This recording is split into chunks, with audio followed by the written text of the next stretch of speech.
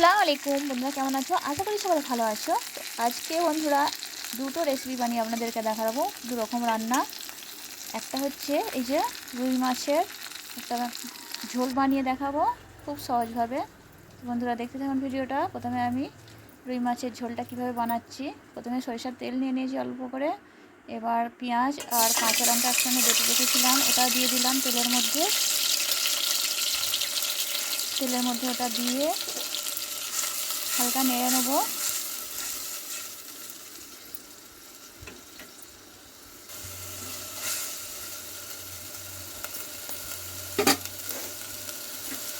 এবার আমি স্বাদ মতো লবণ দিয়ে দেবো।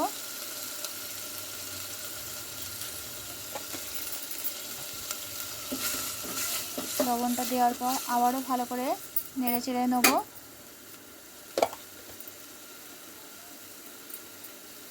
এবার অল্প একটু আদা ও রসুন বাটা দিয়ে দিলাম। এবার মশলার সঙ্গে ভালো করে কষিয়ে নেব।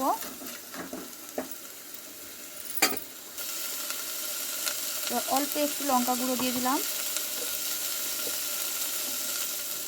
কারণ কাঁচা লঙ্কা বাটা দিয়েছি, সেই জন্য অল্প একটু কালার হওয়ার জন্য লঙ্কা গুঁড়ো দিয়ে দিলাম। আর একটু অল্প করে হলুদ গুঁড়ো দিয়ে দিলাম, আর দিয়ে দিলাম ধনে গুঁড়ো, অল্প একটু জিরে গুঁড়ো দিয়ে দিলাম। এবার মশলাটা আমি ভালো করে কষিয়ে নেব। তো মশলাটা আমি যতক্ষণ না তেল ছাড়ে মশলা থেকে ততক্ষণ কষাবো।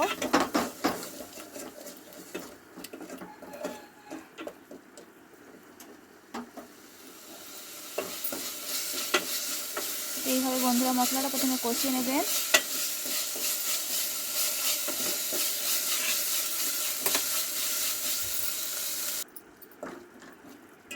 মশলা থেকে তেল ছেড়ে গেছে, দেখতে পাচ্ছেন।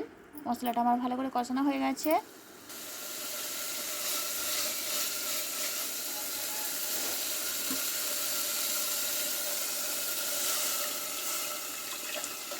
এবার আমি পরিমাণ মতো ঝোলের পানিটা দিয়ে দিলাম। আপনারা যতটা ঝোল রাখবেন মাছের ততটা সেই অনুযায়ী পানিটা দেবেন। তো ঝোলটা আমি ফুটতে দেবো, ঢাকা চাপা দিয়ে দিলাম। মাছের ঝোলটা ফুটে দিচ্ছে। এবার ভেজে রাখা মাছগুলো দিয়ে দেবো।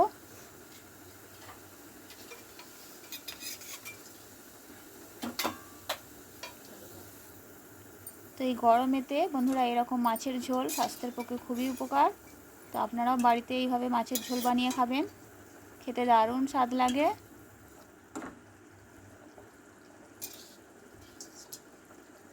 তো আবার আমি ঢাকা চাপা দিয়ে মাছটা আমি রান্না হতে দেবো।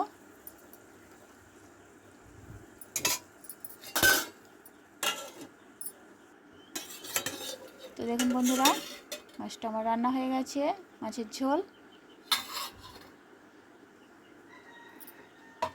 দেখতে ভালো লাগছে, খুবই সুন্দর লাগছে, খেতেও অসাধারণ টেস্ট। এই গরমের দিনে খুবই উপকার, আপনারা বাড়িতে বানিয়ে খাবেন। তো বন্ধুরা এবার আমি কুমড়োর শাক রান্না করে দেখাবো। তো তার জন্য আমি একটা হাঁড়িতে সরিষার তেল দিয়ে দিলাম পরিমাণ মতো। কুমড়োর শাক সরিষা বাটা দিয়ে রান্না করব, অসাধারণ খেতে। তো কুমড়োর শাকের ডাঁটা আমি আলাদা করে নিয়েছি, পেঁয়াজ আলু একসঙ্গে কেটে নিয়েছি, সঙ্গে কাঁচা লঙ্কাও দিয়ে দিয়েছিলাম, দিয়ে আমি তেলের মধ্যে দিয়ে দিয়েছি। দিয়ে এবার আমি ভালো করে কষিয়ে নেবো তেলের মধ্যে। কুমড়োর ডাঁটাগুলো যেগুলো আছে কুমড়োর শাকে, সেগুলো আমি ভালো করে তেলের সঙ্গে কষাবো, কারণ কাঁচা যে গন্ধ থাকে আঁচটে শাকের সেটা চলে যাবে এইভাবে তেলের মধ্যে কষিয়ে নিলে।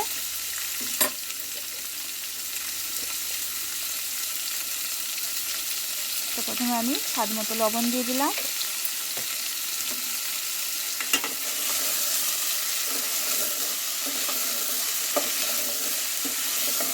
তো লবণটা দেওয়ার পর আমি আবারও তেলের মধ্যে কষিয়ে নিচ্ছি।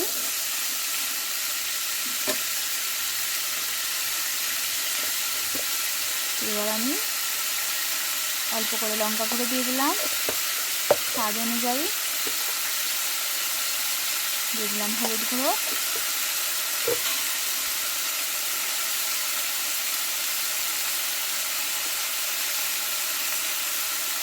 অল্প একটু ধনে গুঁড়ো, অল্প একটু জিরে গুঁড়ো দিয়ে দেবো।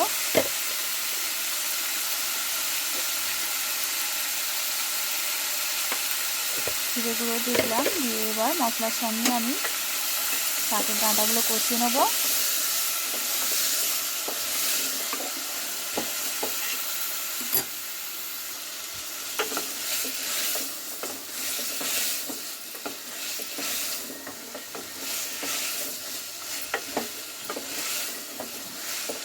তো কুমড়োর শাক বন্ধুরা অনেকভাবে রান্না করা যায়, এইভাবে একবার রান্না করে খেয়ে দেখবেন, খেতে দারুণ লাগে।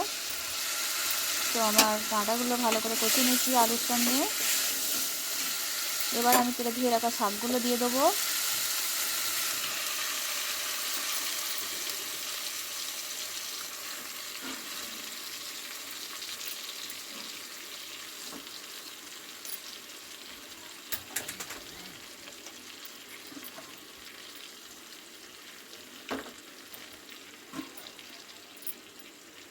এবার অল্প একটু পানি দিয়ে দেবো, কারণ ডাঁটা আর আলুগুলো সেদ্ধ হয়ে যাবে এই পানিতেই। সেই অনুযায়ী মাপ মতো পানিটা দেবেন, বেশি পানি দেবেন না। আলু আর ডাঁটা সেদ্ধ হওয়ার মতোটা পানি দিয়েছি আমি। তো দেখুন বন্ধুরা, অনেকটা শাক কমে গেছে ফুটে ফুটে, আর শাকটা সেদ্ধ প্রায় অনেকটা হয়ে গেছে, আলুও অনেক সেদ্ধ হয়ে গেছে।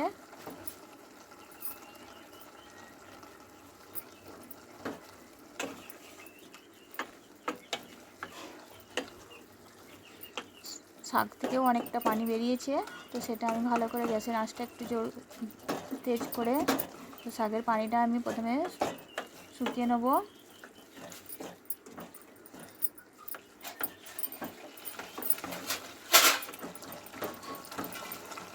আলুগুলো আমি ভেঙে ভেঙে দেবো, কারণ মাখো মাখো হলে খেতে খুব ভালো লাগে। তো আলুগুলো এইভাবে ভেঙে ভেঙে দেবেন।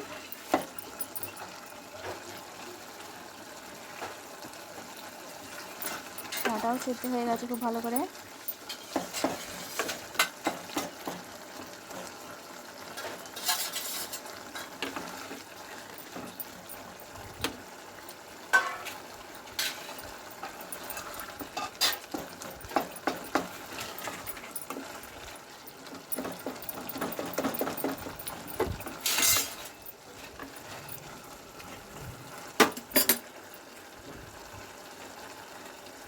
এবার আমি বেটে রাখা সরিষাটা দিয়ে দিলাম, সরিষা বাটাটা আমি সবই দিয়ে দেবো।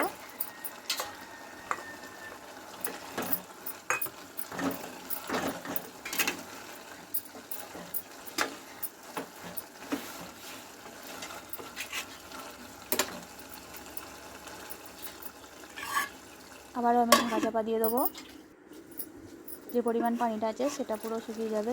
ততক্ষণ আমি দেখছি যে পানিটা এখনও আছে।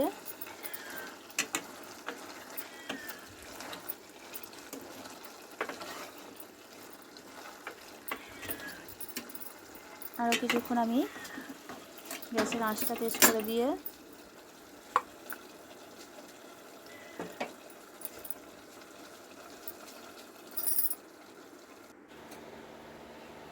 তো দেখুন বন্ধুরা, পানিটা আমি শুকিয়ে নিয়েছিলাম, কিন্তু এরই মধ্যে শাকটা মাখো মাখো হয়েছে, দেখতে কত সুন্দর লাগছে, খেতে অসাধারণ টেস্টি। আপনারা একবার বাড়িতে বানিয়ে খেয়ে দেখবেন।